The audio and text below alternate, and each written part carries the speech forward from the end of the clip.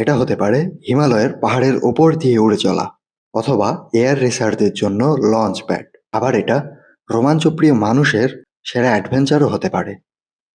এগুলো পৃথিবীর এক্সট্রিম সব লোকেশন। এগুলো দুর্বার সাহসের গল্প। তো বন্ধুরা, আপনারাও সিট বেল্ট বেঁধে বসে পড়ুন, কারণ আপনাদের নিয়ে যাচ্ছি পৃথিবীর এক্সট্রিম সব এয়ারপোর্টসগুলোতে।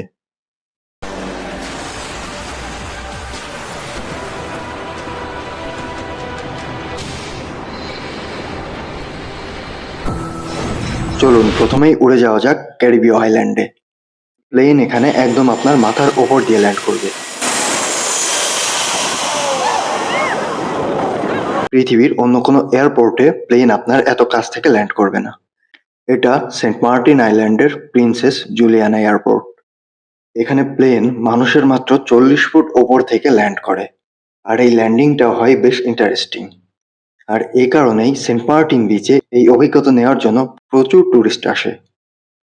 যখন মাথার এত কাছ দিয়ে বিশাল প্লেনগুলো ল্যান্ড করে, তখন একটা অন্যরকম ফিলিংস আসে। সেন্ট মার্টিন আইল্যান্ডে এতটা বড় সমতল জায়গা নেই যেখানে এয়ারপোর্ট বানানো যেতে পারে। আর এই জায়গা স্বল্পতা পুরো ক্যারিবিয়ানেই একটা বড় সমস্যা। এই দ্বীপেই সাবাতে পৃথিবীর সবথেকে ছোট কমার্শিয়াল এয়ারপোর্ট অবস্থিত। সাবা এয়ারপোর্টে প্লেনগুলোকে একটা রাস্তা ছুঁয়ে ল্যান্ড করতে হয়, যদি রানওয়ের ওপর দাঁড়াতে হয় তো, নয়তো সোজা সাগরে। কিন্তু প্রিন্সেস জুলিয়ানার ব্যাপারটাই আলাদা। এটা একটা ইন্টারন্যাশনাল এয়ারপোর্ট, যেটা এই সি বিচেরই একটা অংশ। ল্যান্ডিং এখানে খুব কাছ থেকে হয়, মাত্র 40 ফুট ওপরে। আর টেক অফ এক কথায় অভূতপূর্ব। বিচের মাত্র 200 ফুট দূর থেকে প্লেনগুলো টেক অফ করে। প্লেনের জেট ইঞ্জিনগুলোর থ্রাস্ট বিচে প্রায় 160 কিলোমিটার/আওয়ার বাতাসের সৃষ্টি করে, যেটা মোটামুটি একটা ঘূর্ণিঝড়ের সমান। টুরিস্টরা এই হাওয়ায় উড়ে গিয়ে সিম্পসন উপসাগরে পড়ে। আর এই এয়ারপোর্টটাও টুরিস্টদের কাছে একটা এক্সট্রিম বিপজ্জনক গেমের সৃষ্টি করেছে, যেটা হলো ফেন্স সার্ফিং। কেউ দাঁড়িয়ে থাকতে পারে, আবার কেউ উড়েও যায়। আর এই ইন্টারেস্টিং অভিজ্ঞতা নিতে টুরিস্টরা বারবার প্রিন্সেস জুলিয়ানাতে ফিরে আসে।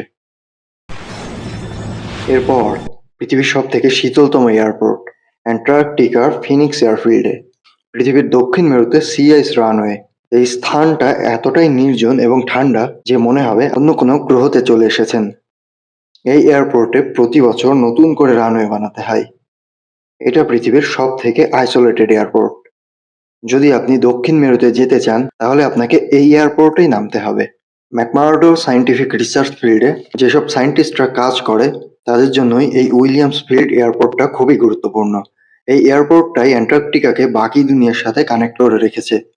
গরমের সময় এখানে জাহাজে করে সব জিনিসপত্র আসে, কিন্তু যখন তাপমাত্রা নেমে যায়, তখন জল জমে বরফ হয়ে যায়।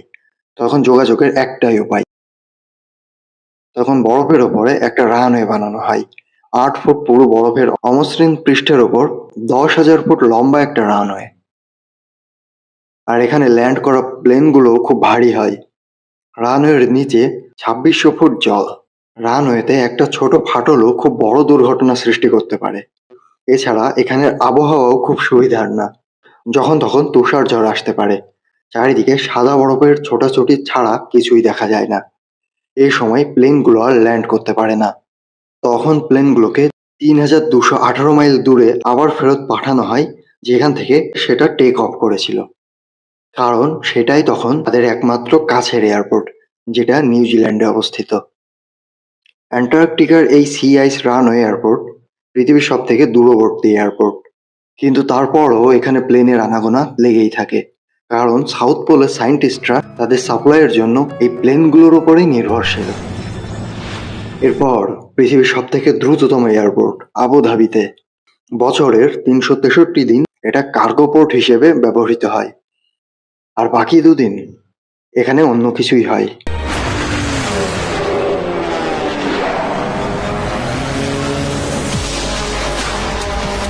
আবুধাবি শহর রেড বুল এয়ার রেসের আমেজে মেতে ওঠে। এটা পৃথিবীর সব থেকে দ্রুত গতির রেস। ট্রেনগুলো প্রায় 370 কিলোমিটার/আওয়ার স্পিডে 5টি চেকপোস্ট ক্রস করে। এটাই রেড বুল এয়ার রেস, যেটা হয় আবুধাবির মিনা জায়েদ পোর্টে। বছরের বাকি দিনগুলো এটা একটা কার্গো পোর্ট, কিন্তু ৪৮ ঘন্টার জন্য এটা হয়ে ওঠে একটা চ্যাম্পিয়নশিপ পোর্টে। যেহেতু এটা একটা পোর্ট, তাই এখানে প্লেন ওড়ানো বেশ কষ্টকর হয়, কিন্তু এই ছোট প্লেনগুলো মাত্র ২৪০ মিটার রানওয়েতেই উঠতে পারে। পাইলটরা ৫ কিলোমিটারের এই কোর্সটা ১০০ সেকেন্ডেরও কম সময়ে কমপ্লিট করতে পারে। এখানে পাইলটরা ১২ জি পর্যন্ত ফোর্স সহ্য করে, যেখানে পাইলটের প্রচুর দক্ষতার প্রয়োজন হয় এবং তারা হিউম্যান অ্যাবিলিটির সর্বশেষ সীমায় পৌঁছে যায়।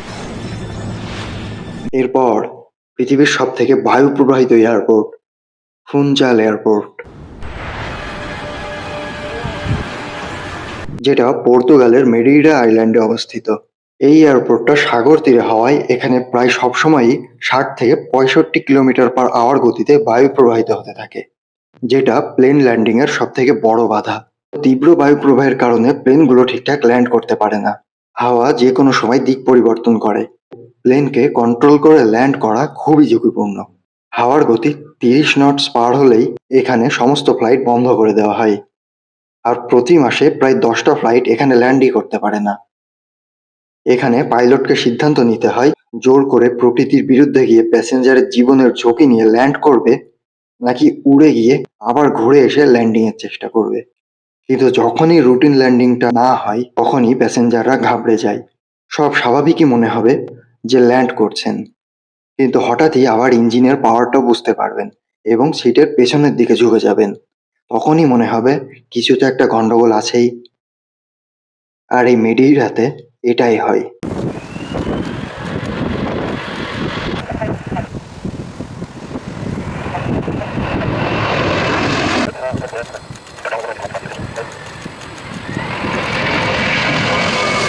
২০১৬-তে এই এয়ারপোর্টের নাম হয় ক্রিস্টিয়ানো রোনালদো এয়ারপোর্ট। প্রতি বছর এখানে প্রচুর প্লেন ল্যান্ড করে, যার প্রতিটা পাইলটের চরম দক্ষতার পরীক্ষা নেয়। এরপর আমরা যাচ্ছি হংকং, যেখানে আছে পৃথিবীর সবথেকে ক্রেজিয়েস্ট এয়ারপোর্ট। বিগত অনেক বছর ধরেই হংকংয়ের এয়ারপোর্টগুলোর রানওয়ের প্রতিটা ইঞ্চি বাঁচানোর জন্য এখানের আকাশছোঁয়া বিল্ডিংগুলোর সাথে পাল্লা দিতে হচ্ছে। আর এই পাল্লায় সবথেকে সামনে যে এয়ারপোর্টটা আসে সেটা হলো কাইট্যাক। কাইট্যাক এয়ারপোর্টে ল্যান্ডিং এতটাই ভয়ঙ্কর ছিল যে প্যাসেঞ্জাররা এর নাম দিয়েছিল কাইট্যাক হার্ট অ্যাটাক। ১৯৯৬ সালে কাইট্যাক পৃথিবীর তৃতীয় ব্যস্ততম এবং সবথেকে বিপজ্জনক এয়ারপোর্ট ছিল। প্রতিদিন প্রায় ৪৪০টি প্লেন যাওয়া আসা করত এবং এই এয়ারপোর্টে বছরে প্রায় ৩ কোটি লোক যাওয়া আসা করে। কাইট্যাকে ল্যান্ডিং ছিল সবথেকে কঠিন একটা কাজ। চারিদিকে পাহাড় হওয়াতে কাইট্যাকে ডিরেক্ট কোনো ল্যান্ডিং পাচ্ছিল না, বরং উঁচু উঁচু বিল্ডিং এর মধ্য দিয়ে ৪৭ ডিগ্রি একটা টার্ন নিয়ে রানওয়েতে অ্যাপ্রোচ করতে হতো। এই অ্যাপ্রোচটাই সব পাইলটের জন্য সবথেকে চ্যালেঞ্জিং বিষয় ছিল। পাইলটদের প্রধান কাজ ছিল টার্ন নিয়ে পাহাড়ের গায়ে লাগানো চেকপোস্টের সমান্তরালে আসা। এই ব্যাপারটা এতটাই মুশকিল ছিল যে ফ্লাইট কম্পিউটাররাও এখানে ফেল করে যেত। তখন পাইলটদের ম্যানুয়ালি ব্যাপারগুলো করতে হতো। এখানেই পাইলটদের দক্ষতার পরিচয় দেখাতে হতো। সমস্ত গাইডেন্স বন্ধ করে দিয়ে টার্ন নিতে হতো, সেই সাথে রানওয়ের দিকেও নজর রাখতে হতো। এ সময় প্লেনটা মাটি থেকে মাত্র ২০০ ফুট ওপরে থাকতো। আর এই সমস্ত কাজটা করার জন্য পাইলটরা মাত্র ২০ সেকেন্ড সময় পেত। শুধুমাত্র এক্সপার্ট পাইলটরাই এখানে ল্যান্ড করতে পারত। অনভিজ্ঞ কোনো পাইলটকে এখানে ল্যান্ড করার অনুমতি দেওয়া হতো না। কিন্তু দিনে দিনে হংকং শহরে মানুষের জনসংখ্যা বাড়তে শুরু করে। এই সময় শহরের মাঝে এই এয়ারপোর্ট চালানো খুব কঠিন কাজ হয়ে পড়ে। তাই কাইটাক এয়ারপোর্টকে বন্ধ করে দেওয়া হয়। এরপর হংকংয়ে নতুন একটি আইল্যান্ড বানিয়ে সেখানে নতুন এয়ারপোর্ট বানানো হয়, যার নাম চেক ল্যাব কক। কিন্তু কাইটাক বন্ধ হলেও আজও পাইলটদের মনে এই রোমাঞ্চকর এয়ারপোর্টের স্মৃতি রয়েই গেছে। এরপর আমরা যাচ্ছি নর্থ আটলান্টিকের দিকে, যেখানে আছে পৃথিবীর সবথেকে ওয়াইল্ডেস্ট রানওয়ে, বারা এয়ারপোর্ট।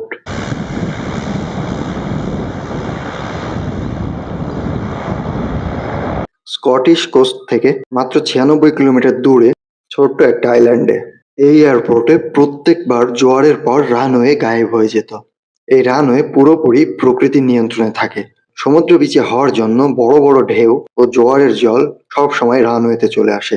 ঢেউয়ের সাথে সমুদ্রের অনেক আবর্জনাও এখানে চলে আসে, এতে রানওয়ে নষ্ট হয়ে যায়।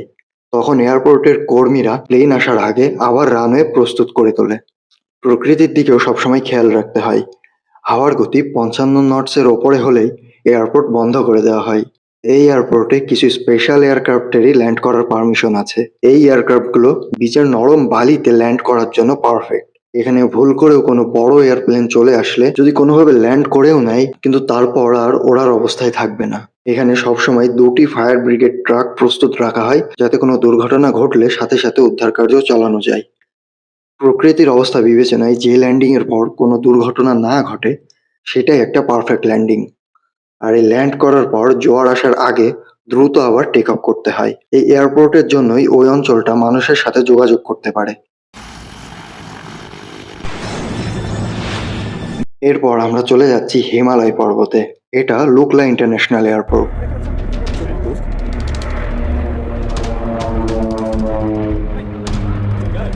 পৃথিবীর সব থেকে উঁচু এয়ারপোর্ট, যার রানওয়ে ৯,০০০ ফুট উঁচু পাহাড়ের গায়ে অবস্থিত। রানওয়েটা সরু, ছোট এবং প্রতি মুহূর্তে বিপদে ভরা। ভূপৃষ্ঠ থেকে এত উঁচুতে হওয়াতে সব থেকে অভিজ্ঞ পাইলটরাও এখানে আসতে দুবার ভাবে। ছোট্ট একটা ভুলও মারাত্মক বিপদ ডেকে আনতে পারে। এখানে হওয়া দুর্ঘটনাগুলো থেকেই বোঝা যায় এই এয়ারপোর্টটা কতটা বিপজ্জনক। ফ্লাইটে করে মাউন্ট এভারেস্ট যেতে হলে আপনাকে লুকলাতে আসতেই হবে। পাহাড়ে যাওয়া আসা করার জন্য এটাই দ্রুততম উপায়। এখানে ল্যান্ড করার সব থেকে বড় চ্যালেঞ্জ হলো এর উচ্চতা। এত উচ্চতায় বায়ুস্তর অনেক পাতলা হয়। এর ফলে প্লেনের পাখাগুলো খুব কম লিফট জেনারেট করতে পারে। লিফট কম হওয়ার জন্য পাইলটদের স্পিড খুব বেশি রাখতে হয়। লুকলা এয়ারপোর্টের চারিদিকে পাহাড় ঘেরা। ৯,০০০ ফুট উচ্চতায় এই এয়ারপোর্টে ল্যান্ড করতে স্পিড খুব বেশি হতে হয়। এখানে প্লেনকে প্রায় ১৩৮ কিলোমিটার পার আওয়ার স্পিডে অ্যাপ্রোচ করতে হয়। এটা পাইলটদের জন্য অনেক বড় চ্যালেঞ্জ। কোনো পাইলটই এত স্পিডে রানওয়েতে নামতে চাইবে না। এছাড়াও লুকলাতে হেলিকপ্টার ও প্লেন একই রানওয়েতে ল্যান্ড ও টেক অফ করে।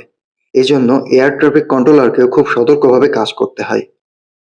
লুকলার রানওয়ে মাত্র ১৫০০ ফুট বা ৪৬০ মিটার লম্বা। এত স্পিডে আসা প্লেনগুলো থামাতে জোরদার ব্রেকও করতে হয়। রানওয়ের সামনেই আছে পাহাড়ের পাথুরে দেওয়াল। যে প্লেনগুলো সঠিক সময়ে ব্রেক করতে না পারে, সেটা সোজা দেওয়ালে গিয়ে ধাক্কা খায়। পাইলটদের মতে এটা জেনে শুনে মৃত্যুমুখে পা দেওয়া। তারপরও টুরিস্টরা এখানে আসে নতুন রোমাঞ্চকর অ্যাডভেঞ্চারের খোঁজে।